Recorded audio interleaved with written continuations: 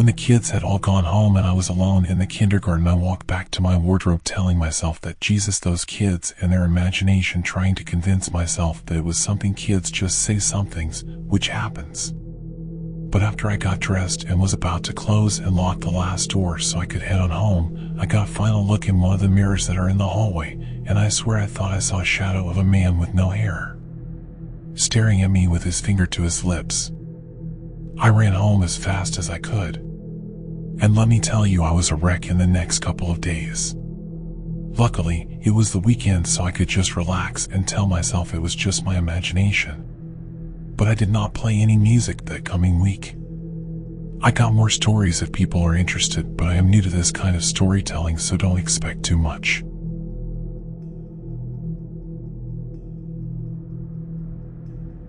My friend has a camera that will show you your last photograph before you die.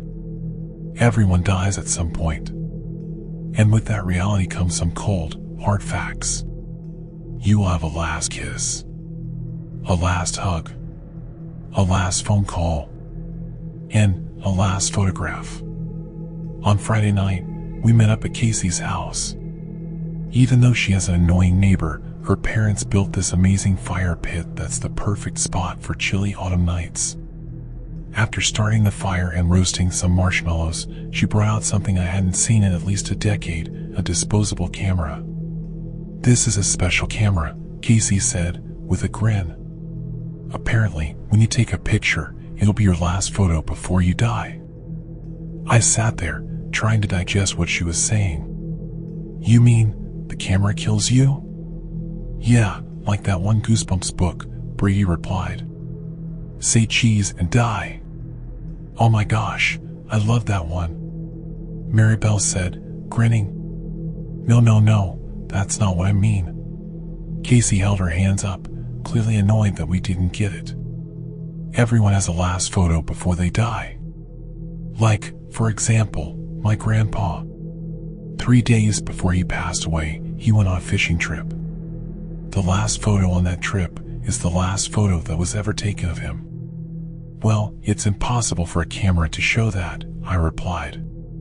"It would have to be a time-traveling camera for that to work. You guys are no fun." Casey rolled her eyes and started putting the camera back in her bag. Wait. We didn't say we didn't want to use it," Maribel said. "Yeah. It could be fun," I added. A wicked smile flashed on Casey's lips. "Okay. Good. Who wants to be the first?" Brady raised his hand. "I'll go." That was Brady for you. Never missed a chance to impress the girls. He stood up, his face lit by the roaring fire. "Where should I stand?" "The lighting's kinda harsh. Maybe by that tree." Brady walked several feet away from the fire and stood next to the tree. Then he leaned against it, crossed his arms, and raised an eyebrow. Casey raised the camera to her face. 3, 2, 1, cheese. Click. White light flashed across the dark backyard. Brady stepped away from the tree, grinning. "Okay, who's next?" Casey asked. "I'll go," Maribel said. She pushed her glasses up her nose and stood next to the tree, somewhat awkwardly. Casey lifted the camera to her face again and took a photo. Click. The ratcheting sound of her rewinding the film filled the air. "Okay, Benny, your turn," she said, shooting me a smile. I walked over to the tree, took off my baseball cap, and waited. Casey lifted the camera to her face, then frowned. "Can't you smile?" "Nope." "Fine." Click. She rewound the film and handed the camera to me. Then she posed next to the tree in a classic sorority squad pose. Yeah, this wasn't awkward at all. Casey and I had just started dating. But the longer things went on, the more doubts I was having. Sure, we looked good in pictures, a classic football star, cheerleader match. In reality, we weren't either of those things. She was pretty, but extremely insecure, jealous, and high maintenance. I was a neurodivergent math nerd who just happened to luck out genetically and look like a jock. I stared at her through the viewfinder, her form slightly distorted. Click. Hey, you didn't count down, she whined. What? You were posing. I want to know exactly when the photo is being taken. That's all. Okay. Sure. I rewound the camera and handed it back to her. She sidled up next to me and lowered her voice. Hey, when Brady and Maribel leave, you want to stay a little bit after? Oh. I don't know. My dad's renovating the kitchen, and he wants me to help him in the morning. It doesn't have to be long. Just for a little while. I should have said no. But she was pushing, and I felt bad saying no. Okay. Just for a half hour. Sounds good to me. We can watch something down in the basement. My parents can't hear a thing down there. What about your neighbor? He seemed really mad when we were watching V for Vendetta. Said the explosions woke him up. Remember, he was pounding on the glass door and yelling at us? She rolled her eyes. So we'll keep the volume down. Come on, it's just a half hour. We don't even have to watch anything. Okay. Before I could say more, she grabbed the camera and started towards the fire pit. I followed. When are you gonna get those developed? Brady asked. We could go tonight. There's still a 1-hour photo in the CVS on Route 14, Maribel replied. And we could pick up some snacks. Wait, seriously? They still develop photos? Casey asked. My dad uses them for passport photos and other official stuff. So it was decided.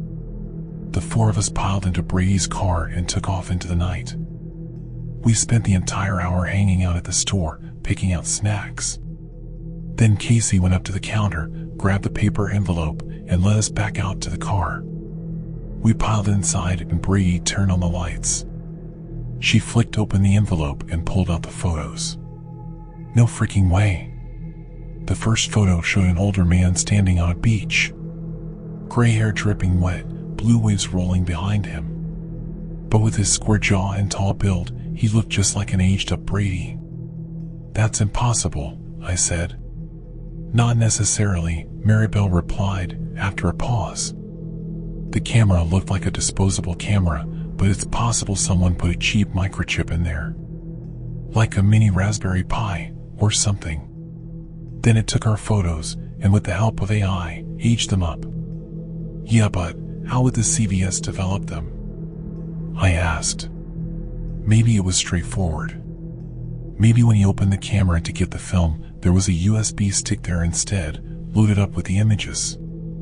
So he just stuck it in the computer and printed them out. It's weird, but Amazon is full of weird shit like this. I once saw a karaoke machine that used AI to auto-tune everyone as they were singing in real time. We could go back inside and ask them, I suggested. I want to see the rest of the photos first, Casey said, nearly cutting me off. Where'd you get this camera, again? Maribel asked. A friend gave it to me. And with that vague response, she flipped to the next photo. It was a family Christmas photo. Several people standing in front of the tree, happy faces lit by multicolored lights. But my heart dropped when I saw the woman on the left. A woman, maybe 30, holding a little baby. With the same heart-shaped face, the same curly dark hair as Maribel. Oh no, she said, her eyes wide. We all stared at the photo, silently, unsure what to say. But then I saw it. In the middle of the photo, sitting on the couch, was an old woman. A very old woman, with skin so wrinkled it looked like crepe paper, and hair so white it looked like a tuft of cotton candy on her head. Wire-framed glasses were perched on her nose. I think that's you. Maribel snatched the photo out of Casey's hands. Wow, she whispered, studying it up close. For all her big talk about this being some AI thing, she seemed to take it pretty seriously. As I watched Maribel, I couldn't help but smile. For a second, I felt something, a sense of awe as I looked at her face, lighting up with the joy of her family. I'd never looked at Maribel as anything other than a friend, but there was something tugging at my heartstrings now. Not even something I could put into words as a crush, or attraction, or lust, just something. A flicker of connection, of emotion, of... Benny? I glanced at Casey. And then I looked down. In her hands was the photo she'd taken of me. The exact same photo. Of me, tonight, holding my baseball cap, standing next to the tree. Not smiling. Staring straight ahead, eyes red from the flash. My first thought was the camera had malfunctioned. Whatever this was, AI or otherwise, had messed up and glitched on my picture. And it just spit out the photo as it was taken tonight. But as Casey, Brady, and Maribel stared at me with horror, I realized. So it's saying, the picture you took of me, tonight, is the last picture of me alive. I guess so, Casey said. The silence pressed in. I shook my head and forced a laugh. Come on, this is just some stupid prank camera. Like Maribel said, it's some AI thing. Maybe it even purposely skipped some people to scare them. None of them were laughing. Okay, come on, let's look at Casey's. I plucked my photo from the stack. And froze. Casey was sitting on the floor of someone's basement. Her hands were tied to a metal support pole with thick rope. A strip of duct tape had been placed over her mouth. The left side of her head was matted with blood, and a thin trail dripped down the side of her face. Her blue eyes were wide with fear, and looking straight at whoever was taking the photo. This is some sick freaking prank, Brady muttered, his voice low with anger. Casey just sat there, frozen. Let's go home, Maribel said. Forget about all this stuff. It's just a prank, like Brady said. But Casey didn't move. She just sat there, the photo shaking in her hands. Her blue eyes wide with fear. What's wrong? Maribel asked, softly. The basement, she said, finally, pointing at the photo. I recognize it. My dad and I went over there one time when he needed help with the fuse box, and I thought he was annoying, but I never. Casey. Whose basement is it? I asked. She looked up at me, her eyes wide. My neighbor's. Where are you going? Brady was unbuckling his seatbelt. Obviously, the guy in there did something to the photos. I'm going to give him a piece of my mind. He started to swing the door open. Wait! Casey shouted. What? What if he's out there? Who? Brady asked. Craig. My neighbor. Why would he be at the CVS? I don't know. But it's only 3 miles from his house, so he could be here. Wait, guys, this doesn't make sense. How would the photo guy know we thought the camera took our last photos before we died? Maribel asked, placing her own photo in the cup holder. Because we were talking about it, I replied. At least, Casey and I were. We were trying to be quiet, but it's possible he heard us. A heavy silence fell over us. Okay, let's go, Maribel said, opening her door. The night was unusually dark. The sliver of a moon hung in the black sky, far above the street lamps of the parking lot. We made our way towards the sliding doors, glowing warm yellow. Brady was probably right. The photo guy certainly had the time. We were in the store for a full hour, waiting for the photos to be developed. He could have easily hopped on some AI tool like Midjourney and typed in things like old man standing on the beach or Christmas family photo of old woman. Although, it would take some photoshopping skills to get our actual faces in the images. But if he had access to the real photos we took, that was possible. Nobody recognized the photo guy, right? I whispered, right before we stepped inside. No, Brady replied. Maribel and Casey shook heads. I hadn't recognized him either, but he looked like he was only a few years older than us. It was possible he knew one of us. Maybe he even had some sort of revenge plot. Maybe his brother had a crush on Casey, or maybe Maribel got picked for the trivia team over his little sister. Just because we didn't know him didn't mean he didn't know us. 6 degrees of separation.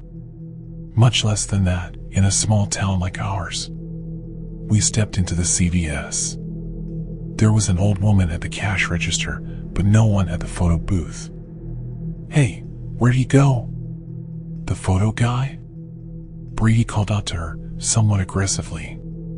He's in the back, I think, she replied, eyeing him warily. We wandered through the aisles. He's hiding, Brady whispered to us. He knows what he did and he's hiding out. We followed him down the aisle, the fluorescent lights blinking above us. The more empty aisles we passed, the more convinced I became of this theory. He'd messed with the photos and slipped out before we could confront him about it.